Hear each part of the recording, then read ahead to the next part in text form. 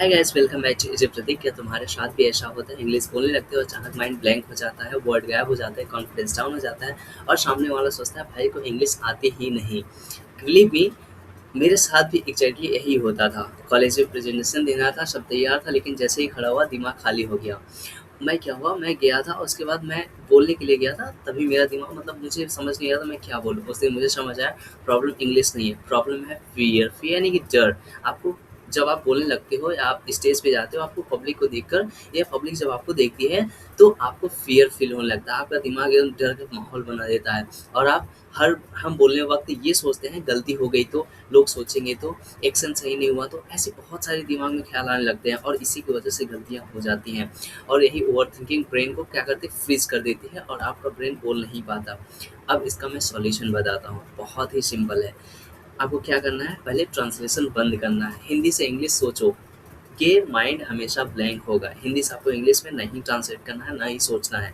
आपको direct English में सोचना है, डायरेक्ट इंग्लिश में छोटे-छोटे वर्ड्स को, सेंटेंस को बनाना है, इंग्लिश में बनाना है। हिंदी में नहीं सोचना है, डायरेक्ट इंग्लिश में ही सोचना है, इंग्लिश में सेंटेंस को बनाना है। दूसरा क्या करना है, आपको डेली लाउड प्रैक्टिस, रूम में अकेले बोलो, मिरर के सामने बोलो, मोबाइल से रिकॉर्ड करो। आप मिरर के सामने खड़े हो जाओ, आप अपने को आँख से आँख मिलाकर अपने से बात करो, इंग्लिश में बात करो, ठीक है?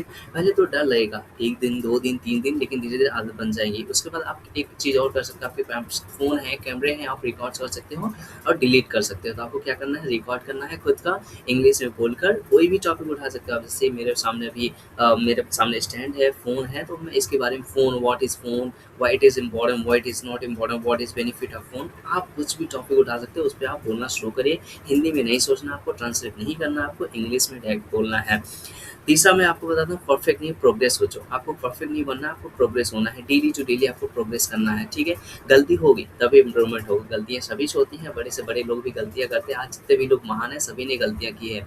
आज फ्लुएंट नहीं हो, कोई बात नहीं, आज बोल रहे हो यही जीत है। आप फ्लुएंट आज नहीं बन पाओगे। और एक आपको सीक्रेट बताता हूँ, कैमरा को इंसान समझो, फ्रेंड से ऐसा लगे कि आपको फ्रेंड से बातें करो, ऐसा फ़ील करो कि मैं अपने दोस्त से नॉर्मल सी बातें कर रहा हूँ, इंग्लिश में बातें कर रहा हूँ। गलतियाँ होंगी, कोई बात नहीं, मैं उसके अच्छे से इम्प्रूवमेंट करूँगा।